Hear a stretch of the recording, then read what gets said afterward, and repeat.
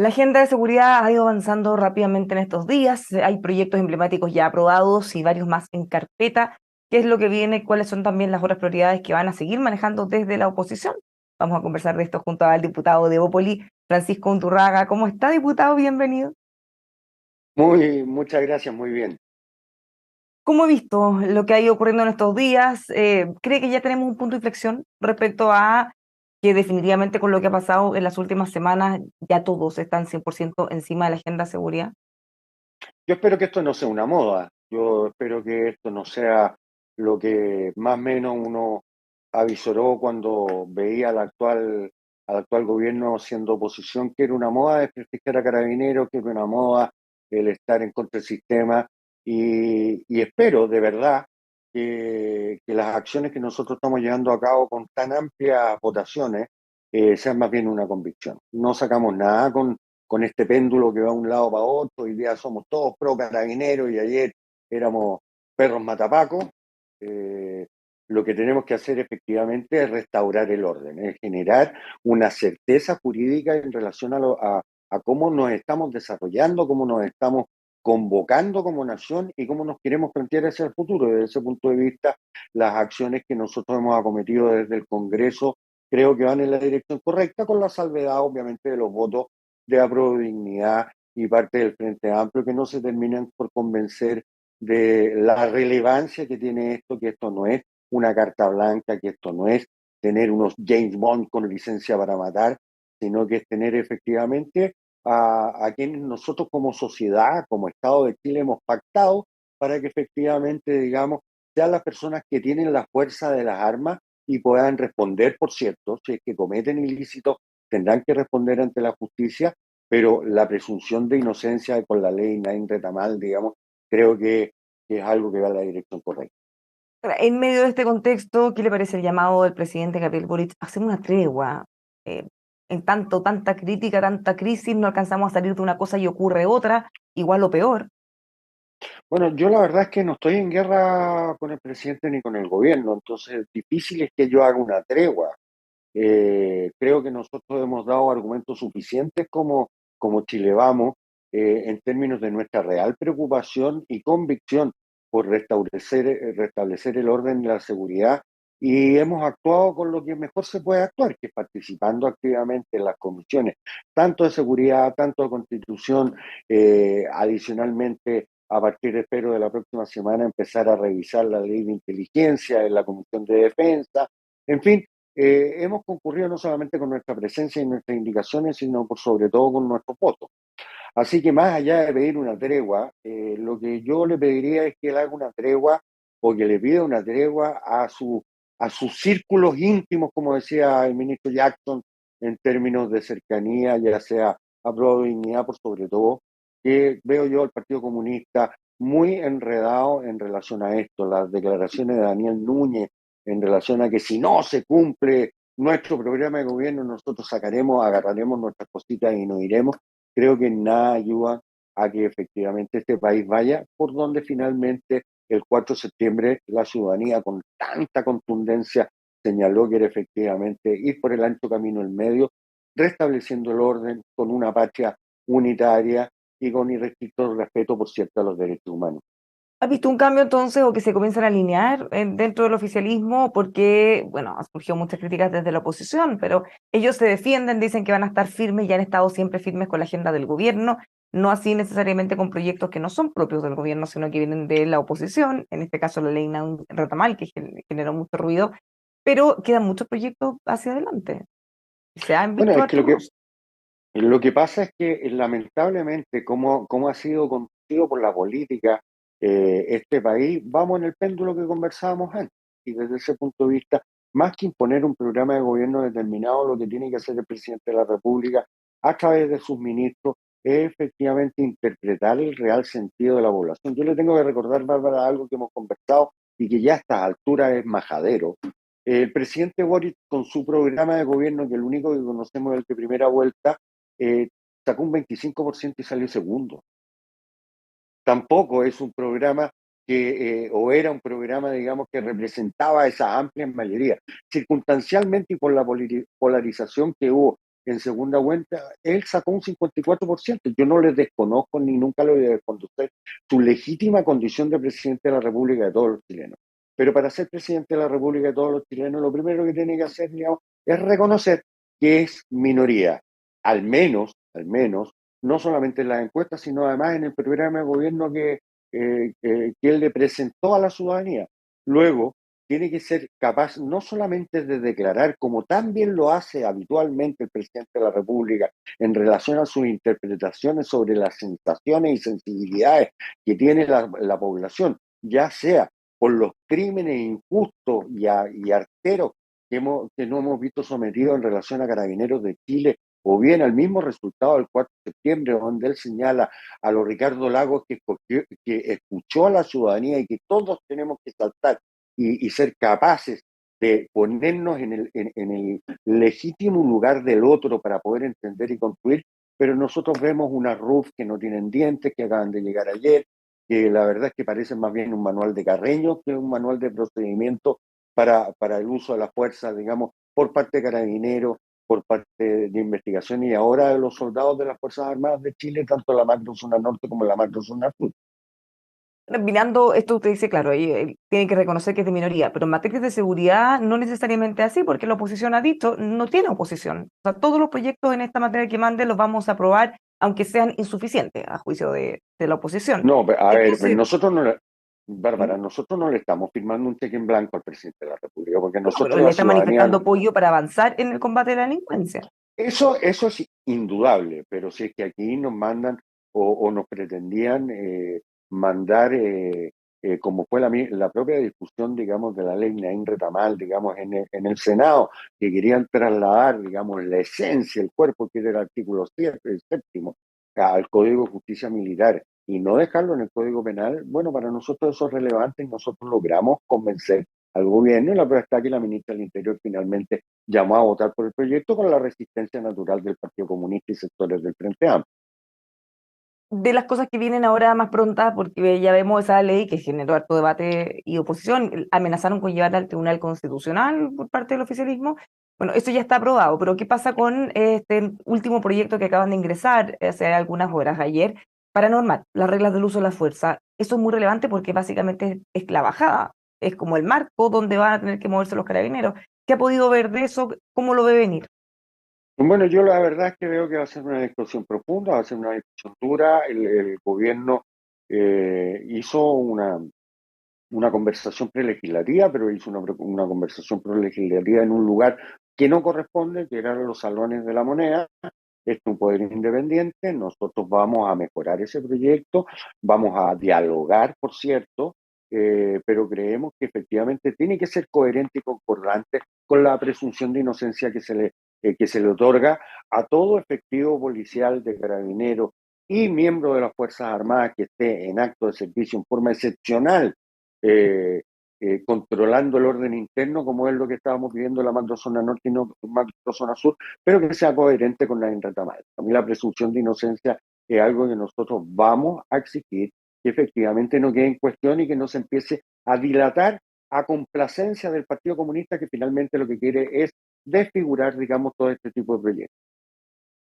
Este proyecto bueno, va a empezar a discutirse ahora, pero hay varios más que se han anunciado. ¿Cuáles más van a darle prioridad o cuáles van a ser lo más pronto para más o menos estar al día Bueno, en el calendario? yo no tengo la lista en este minuto completa. Yo soy miembro de la Comisión de Defensa. Nosotros estamos empezando a conversar y a discutir la ley de inteligencia. Usted comprenderá que un país sin inteligencia es un país que no puede adelantarse a los hechos y siempre se termina siendo reactivo y no proactivo en materia de seguridad. Lo vivimos para el 18 y 19 de octubre, lo hemos vivido con el narcotráfico, lo hemos vivido con el terrorismo que azota la macrozona sur, y desde ese punto de vista hay que hacer un chasis, una reorganización de nuestros aparatos de inteligencia, sin ese fantasma que tiene a lo mejor legítimamente la izquierda por lo que le tocó vivir, pero aquí con apego al Estado de Derecho, a los derechos humanos, donde convergen las diferentes inteligencias que hoy día tiene el país. Usted comprenderá que toda la información que hoy día tienen las Fuerzas Armadas no la pueden traspasar porque es anticonstitucional. ellos están haciendo para entre comillas, contra seguridad afuera de Chile, pero no pueden participar y a lo mejor está bien que así sea, va a ser materia de discusión que vamos a tener en este proyecto que se ha ido conversando, que se ha ido diseñando. La voluntad nuestra de Chile Vamos es concurrir no solamente a estos proyectos, sino también a los proyectos que le hagan bien a la sociedad y a la ciudadanía eh, en ámbitos sociales, en todo tipo de ámbitos, de salud. Tenemos mucho que discutir hoy día, tenemos que discutir sobre una reforma previsional, tenemos que ver qué pasa con la salud de este país, con la ISAPRE y cómo nos vamos a atender hacia adelante, dado lo que está sucediendo y lo que sucedió con el fallo de la Corte Suprema. En fin, trabajo afortunadamente hay. Yo le diría que además hay voluntad de diálogo, pero voluntad de diálogo efectivamente para representar a la ciudadanía que no se siente representada con este gobierno, que al decir de las encuestas es su inmensa mayoría. Bueno, el gobierno se defiende, el subsecretario del Interior afirma que este va a ser el gobierno que más recursos le va a entregar a Carabineros y van a destinar justamente para combatir el delito. ¿Cómo ve usted eso? Se estaba metiendo la mano al bolsillo, estamos hablando de, en el último anuncio, 1.500 millones de dólares, bueno, que se necesitan y que vamos a tener que ver cómo se gastan bien para que sea lo más eficiente posible. Yo espero que no se gasten, sino que se inviertan. ¿Mm? Adicionalmente, es normal que el gobierno que sigue invierta más que el gobierno anterior. Si finalmente los recursos del año 90 eran muy, muy, muy distintos a los recursos que existen en el día de hoy en nuestro país y el presupuesto de la nación se incrementa ya sea por inflación o se incrementa por productividad del país o por necesidades propias del mismo en materias que ha diseñado cada uno de los ejecutivos. Entonces, que me diga a mí el subsecretario del Interior que este es el gobierno que más dinero le ha dado al orden público y a Carabineros de Chile, eso es de una obviedad de niño de cuarto básico. O sea, tendríamos que castigar al presidente Elwin porque de todos los presidentes el que menos recursos le dio. No, le dio la cantidad de recursos que podía darle en el minuto en que le tocó gobernar. Y Ya, en buena pero igual hora. estos 1.500 millones de dólares adicionales no es un aumento banal, no es un poquitito, el reajuste típico que se ve normalmente en los años. La pregunta aquí, la pregunta correcta, y no me cae duda que en algún minuto ese cuestionamiento se hizo, porque yo también me tocó participar durante el gobierno del presidente Piñera, y se dotaron de más de 200 radiopatrulla, de chalecos, etcétera, etcétera. Bueno, hoy día estamos viendo una crisis muy, muy distinta a la crisis que les tocó vivir a los presidentes de la Concertación, a la presidenta Bachelet en sus dos gobiernos y al presidente Piñera en sus dos gobiernos. Entonces, desde ese punto de vista, cambia el foco, ¿no es cierto? Y como cambia el foco, hay que ser flexible en aquella materia y hay que poner los recursos donde verdaderamente hoy día se necesitan y hay que priorizar. Y desde ese punto de vista, nosotros esperamos que no con la chiva de una reforma tributaria, porque resulta que ahora el ministro Marcel nos dice que la reforma tributaria prácticamente, con la no aprobación de ella, va a dejar de llover en Chile, y usted comprenderá que eso es por el cambio climático. Resulta que tiene demasiada aristas aparentemente que no fueron informadas en su minuto esta reforma, esta mala reforma tributaria que se hizo. Nosotros vamos a concurrir no solamente con nuestro apoyo o con nuestras declaraciones, sino con nuestros votos y con nuestra fiscalización, para que efectivamente todos esos recursos, son 1.500 millones de dólares que hoy día se están anunciando, bueno, efectivamente llegan donde tienen que llegar y que no queden en una declaración, que es lamentable que nos ha pasado y nos ha sucedido con otras cosas durante este periodo también. Lamentablemente no es solo un tema de leyes, sabemos que por mucho que se siga avanzando, esto es un problema mucho más complejo, se necesitan distintas medidas, coordinaciones, trabajo de los alcaldes, gobernadores, gobierno, autoridades, todo. ¿Cómo ve que vamos en eso? Porque esto puede ayudar mucho, pero no necesariamente en un súper corto plazo y bueno, no hay una bala de plata que resuelva el problema.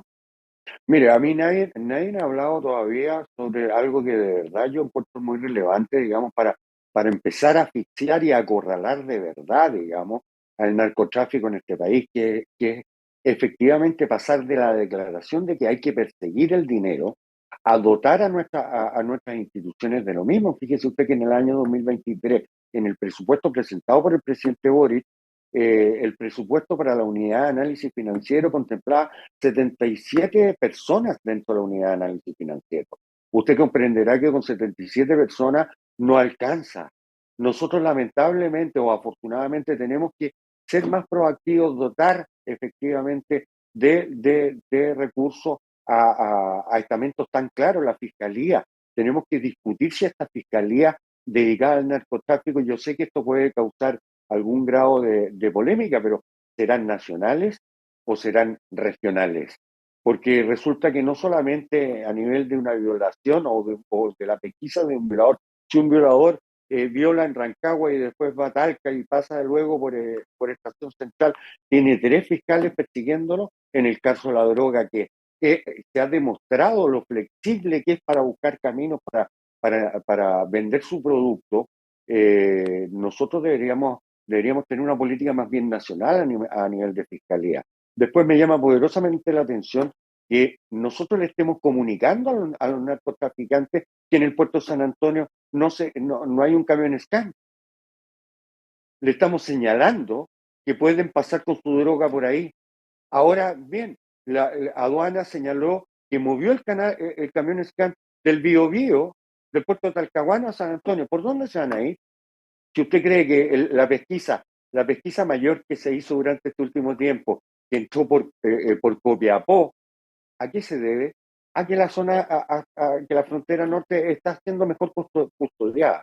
O sea, le Si hay estamos alguien diciendo, ojo, inteligente, que dejamos otro paso ojo, sin escáner para que puedan ingresar por ahí. Peligroso. exactamente, ¿me entiende? Entonces eso es muy peligroso. Cuando yo apruebo y aplaudo que el subsecretario del Interior, y quiero apoyarlo con toda la fuerza de ganas, señala que en la región metropolitana van a hacer acciones contra 30 comunas.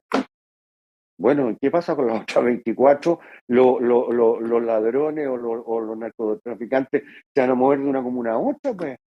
Si le están diciendo en la práctica que mañana a las 3 de la tarde les vamos a ir a hacer una redada a la calle Los Pipitos con los Pinitos, ¿me entiendes? ¿No? Tenemos Bueno, que se está buscando manejar esa replicar lo que situación. ocurrió en Alto Hospicio. Ahí hubo una intervención bien profunda en que se pudieron resolver varios homicidios, 14, 17 aproximadamente, que no habían tenido respuesta antes. Claro, ojalá se pudiera hacer algo Afortunadamente. así, pero ojalá en todo, bueno, obviamente que hay lugares que están más concentrados, pero como dice usted, claro, podrían eventualmente, si les avisamos, irse a otra comuna cercana. Después de eso, además, nosotros tenemos que ver cómo dotamos a las fuerzas policiales y a carabineros de Chile de una mayor cantidad de contingentes. Eh, Carabineros de Chile tiene 60.000 hombres, pero tiene un alto porcentaje de los mismos que están con licencias médicas.